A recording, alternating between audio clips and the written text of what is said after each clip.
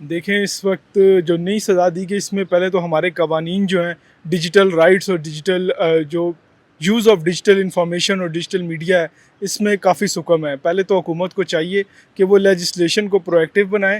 Legislation پرویکٹیو بنے گی جب آپ ایکسپرٹس کو آن بورڈ لیں گے, ان سے ہی کنسلٹیشنز کریں گے, پارلیمنٹ کی اسٹینڈنگ کمیٹیز میں وہ جا کر اپنا اوپینین دیں گے اور ان کی بتائی گئی گائیڈ لائنز کی روشنی میں وہ قوانین بنیں گے تو ہم سزا دے سکیں گے. جب قانون ہی موجود نہیں ہوگا تو ہم سزا کا تعین کیسے کریں گے؟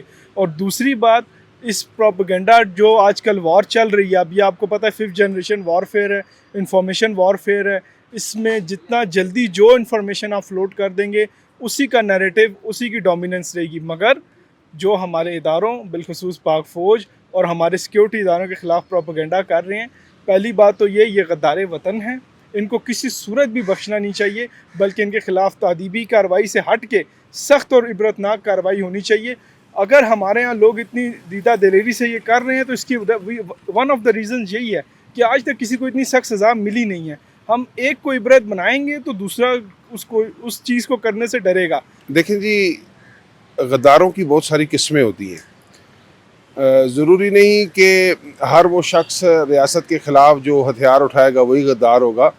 یہ جو چونٹیوں کی شکل میں ہمارے ادھر غدار موجود ہے نا, جو اپنوں کو برا اور دوسروں اپنے دشمنوں کو اچھا کہلا کر اپنے آپ کو فخری انداز میں پیش کرتے ہیں, میں سمجھتا ہوں کہ ایسے لوگوں کا تدارک انتہائی ضروری ہے, کیونکہ ہماری فوج نے ہمیشہ نہ صرف ہمارے اس ملک کے لیے قربانیاں دیں, بارڈروں کی حفاظت ہو یا دہشت گردوں کے خلاف مارکہ آرائی ہو یا ہمارے جو ملک دشمن قوتیں ہیں, دشمن ممالک ہیں, ان کے خلاف اگر آج تک کوئی کھڑا نظر آیا ہے تو وہ صرف پاک فوج ہے.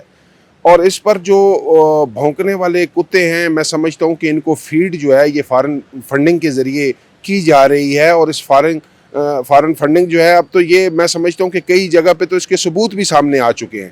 تو میں سمجھتا ہوں کہ یہ جو لوگ ہیں جو اپنے ملک کو برا کہہ کے اور مطلب ہے کہ دوسرے ہمارے دشمن ممالک کی تعریفیں کر کے کیا ثابت کرنا چاہ رہے ہیں, تو میرا تو یہی کہنا ہوگا کہ تہمت لگا کے ماں پہ جو دشمن سے داد لے, ایسے سخن فروش کو مر جانا چاہیے. سر پہلی بات تو یہ جو سوشل میڈیا پہ جو ہماری پاک آرمی کے خلاف یہ نازیبا الفاظ کیے جاتے ہیں, ان کے خلاف سخت ایکشن لیا جائے. نمبر 2, یہ جو ہے یہ پاک انڈیا سے جو پیسے ہمارے جن ایجنٹس پہ پیسے لگاتی ہے, جو ان کا پیسہ کھاتے ہیں, ان کے خلاف سخت ایکشن لیا جائے. اور یہ جو ایکشن کمیٹی والے ہیں ان پہ خاص طور پہ یہ ختم ہونی چاہیے اور ان پہ سخت سے سخت کارروائی کی جانی چاہیے.